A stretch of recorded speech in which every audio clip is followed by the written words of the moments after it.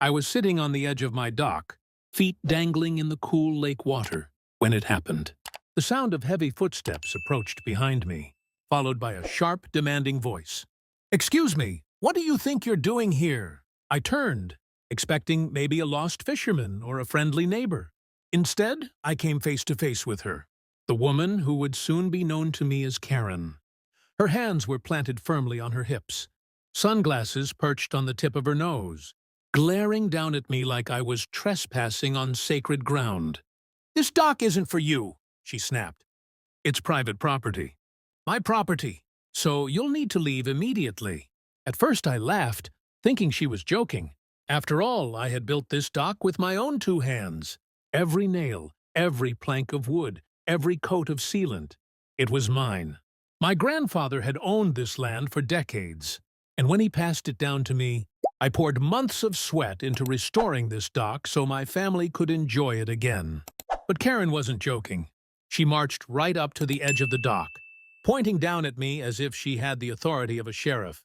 "I'm the head of the HOA, she announced proudly. "And we've decided this dock falls under community use.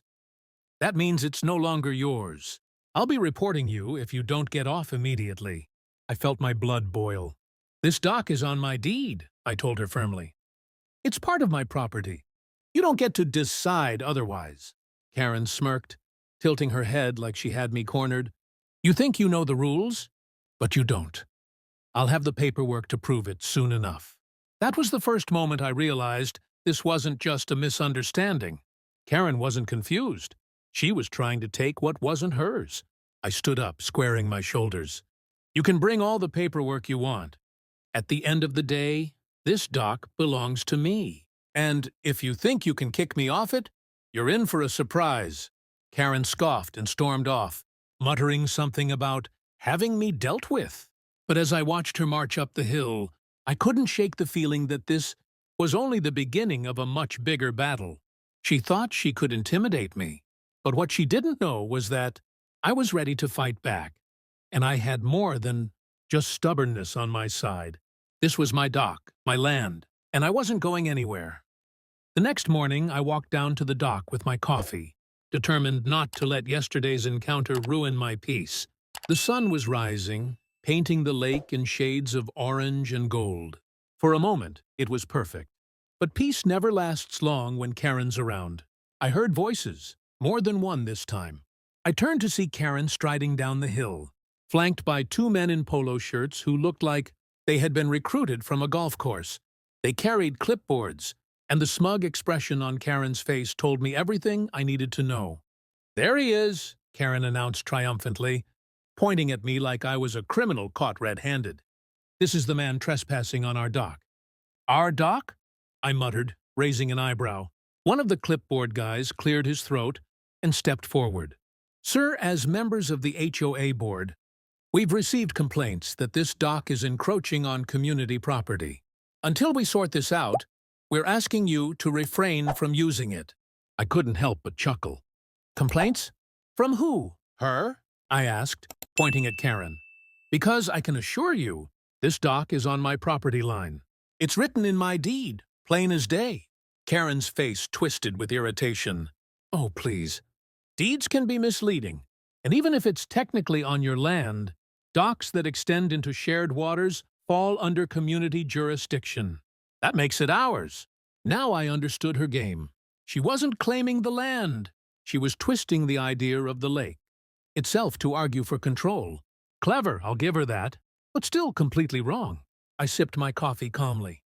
"Well, unless you can show me official documentation from the county that says otherwise, I'll keep using my dock." The second board member looked uneasy. "We'll, have to check into that." But Karen wasn't backing down. "Don't get too comfortable," she hissed.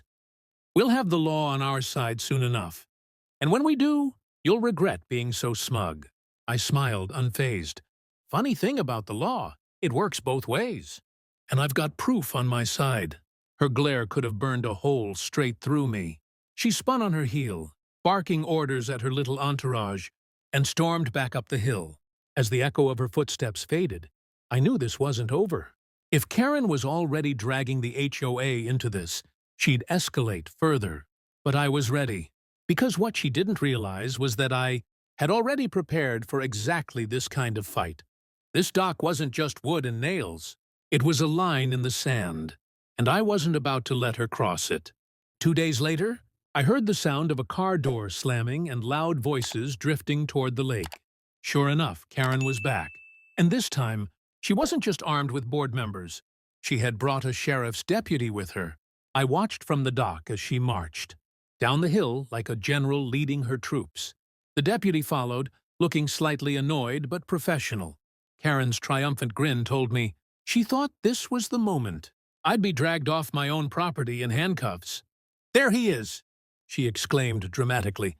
"That's the trespasser I was telling you about." "Arrest him!" The deputy held up a hand.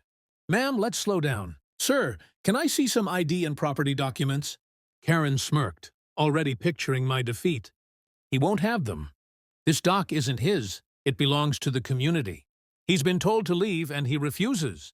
I calmly reached into my folder, which I had been keeping handy ever since her first threat. I handed the deputy a neatly printed copy of my deed, complete with the highlighted section that showed the dock was fully within my property line. "Here you go, officer. Everything's official, filed with the county clerk. This dock is mine." The deputy scanned the papers carefully. His brow furrowed, then he looked at Karen. "Ma'am, it says here the dock is part of his property." Karen's jaw dropped. "What? No, no, no. That can't be right. The HOA rules." "With all due respect," the deputy interrupted firmly, "HOA rules don't override legal property deeds. Unless you have county-level documentation that says otherwise, this gentleman is within his rights to use his dock." For a moment, Karen was speechless. Then, like a kettle boiling over, she exploded. "This isn't fair. He shouldn't be allowed to hog the lake. The rest of us deserve access too." The deputy gave her a tired look. "Ma'am, the lake itself is public, but his dock is private. You and anyone else can enjoy the water, but you can't use this dock without permission." I folded my arms, watching Karen's fury boil. She had stormed down here expecting me to be humiliated, but instead, the law was on my side. The deputy handed my documents back with a nod. "You're good here, sir." Then he turned to Karen. "Ma'am, I suggest you stop making false reports. Next time, there could be consequences." Karen's face turned bright red as she stomped her foot like a child. She spun around and stormed off, muttering about taking this higher. I just smiled, knowing she'd just lost round one. But something told me Karen wasn't done yet. For a few blessed days, things were quiet. I actually started to believe Karen had finally accepted defeat. I spent evenings fishing off my dock, sipping iced tea, and enjoying the lake the way my grandfather intended. But peace and Karen don't mix.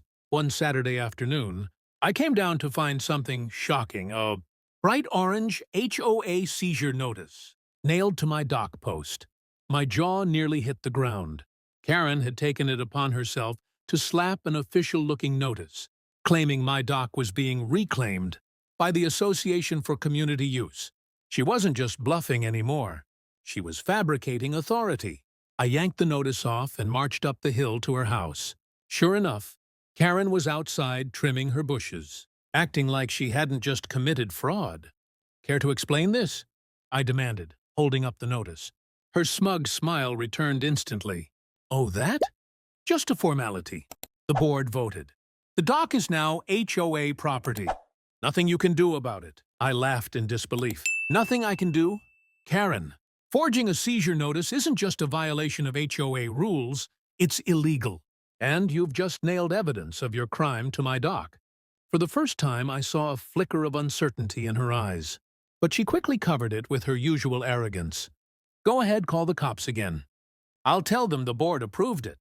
That was her mistake, because while she was busy gloating, I pulled out my phone and snapped pictures of the notice, front and back, complete with her signature at the bottom.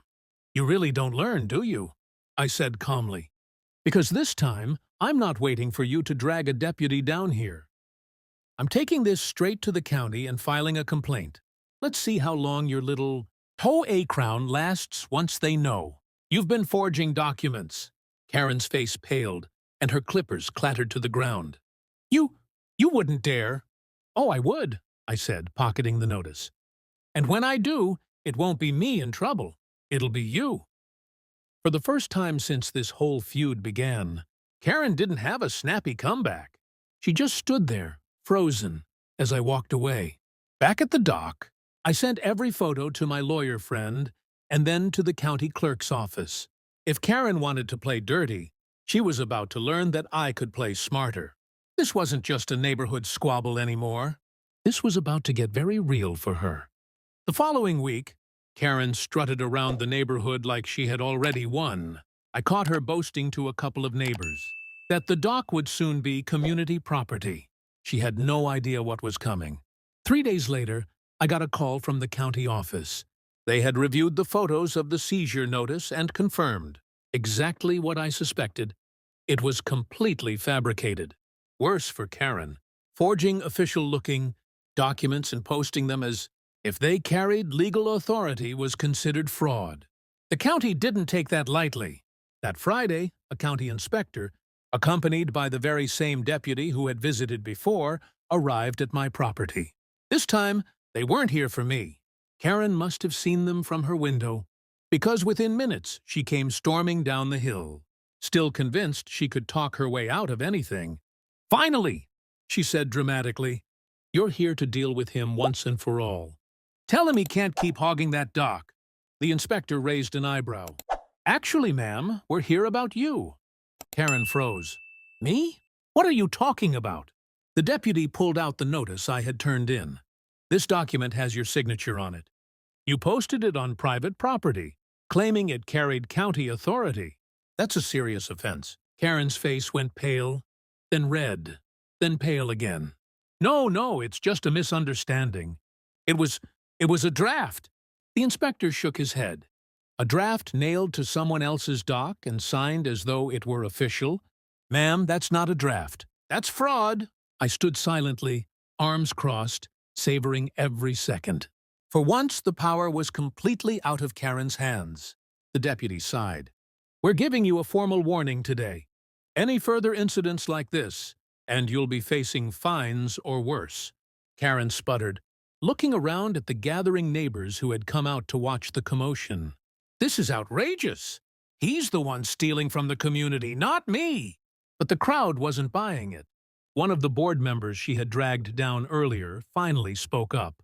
"Karen, enough. You've taken this way too far. This isn't your property. You need to drop it." That silence afterward was delicious. For once, Karen had no audience, no power, and no tricks left. She stomped back to her house, slamming the door so hard it rattled the windows. From that day forward, she never set foot near my dock again. As I sat back down with my fishing rod, I couldn't help but smile. Karen thought she could kick me off my own dock. Instead, she ended up exposing herself. And the best part? I didn't even have to raise my voice.